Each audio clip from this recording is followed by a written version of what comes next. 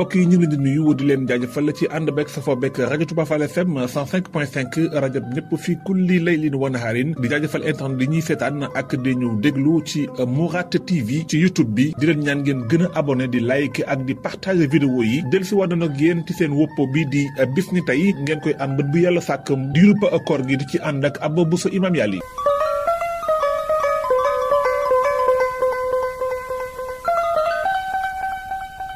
fukki fan ak juróom benn ci weeru koor bis ne tey ci atum 1445 yemoo ko 27 mars atum 2024 résultat provisoire proclamé par la cour d'appel de Dakar, suffrage favorablement exprimé 4 485 165 voix, taux de participation soit 61,30%, Amadou Ba 1 605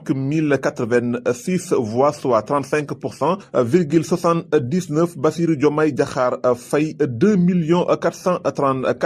751 voix soit 54,38%, muy kat nga xam doon na am keroog ñaar fukki fan ak ñeent ci weeru mars atum 2024 ginnaaw boo xam ne président Bassirou Diomaye Diakhar Faye wat na kat gi ci kanamu ki nga xam ne mooy Amadou Ba li ëpp ci Sénégal yi daal di ko wax daal di mu am téeméer boo jël lu toll ci juróom fukk ak ñeent yu fellas lëf ki nga xam ne moom la doon xëccool te gën a fës ci la wax yi far ci kujje gi di Amadou Ba am téeméer boo jël fanweer yi ak juróom yu fellas lëf kon bis na tey la cour d'appel bu Dakar dal di siiwaloon li nga xam ne mooy résultat négandiko yi te mooy wane ne ki nga xam ne mooy président Bassirou Diomaye Diakhar Faye wat na carte gi nekk juróomeelu président bu Sénégal. bis na tey fukki fan ak juróom benn ci weeru koor ci la ñu rey Rachid Billah bokkoon ci xalifa Abbas yu ne ñu rey ko ci atum 632 Abou Jaafar al Mansour ibnu al Mustarshid Billah Fadli ibnu al Mustarshid Billah Ahmad ibnu al Muqtadi kon moom bokk ci al-Hashimi al-Abbasi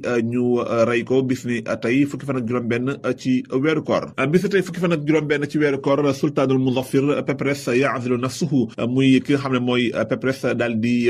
ñetteeku ci li nga xam ne moom mooy nguur ga mu yore woon loolu nekkoon bis ni tey fukki fan ak juróom benn ci weeru koor. bis ni tey fukki fan ak juróom benn ci weeru koor intiqaalu aadati tadqiin ila Maghrib loolu mooy noota li nga xam ne mooy jëfandikoo cigarette réewum Maroc loolu nekkoon ci atum 1001 ci gàddaay gi bis tey ginnaaw boo xam ne ñi daan bàyyi ko réewum Soudan indi nañ ko foofa ca réewum Maghreb ca Marrakech loolu nekkoon bis tey fukki fan ak juróom benn ci weeru koor. fukki fan ak juróom benn ci weeru koor bis tey ci la Fatimatu bintu Nasr ibnu Attar daal di faatu bokkoon ci soxna yu tedd ci jullit ñi Fatimatu bintu Nasr ibnu Attar moom mi ngi faatu bisub àllarba fukki fan ak juróom benn ci weeru koor atum 573 bis tey fukki fan ak juróom benn ci weeru koor ci la imaamul fiqi ibnu Zamlakini Shafii daal di faatu moom fukki fan ak juróom benn ci weeru koor atum 727 nekkoon borom xam-xam bu mag nekkoon imaamul jalil turam dëgg di Muhammad ibnu Ali ibnu Abdul Wahid al Ansari fekk baax ci réewum Damas kon moom mi ngi faatu bis na tey fukki fan ak juróom benn ci weeru koor fukki fan ak juróom benn ci weeru koor bis na tey ci atum 1213 yemoo ko 20 février atum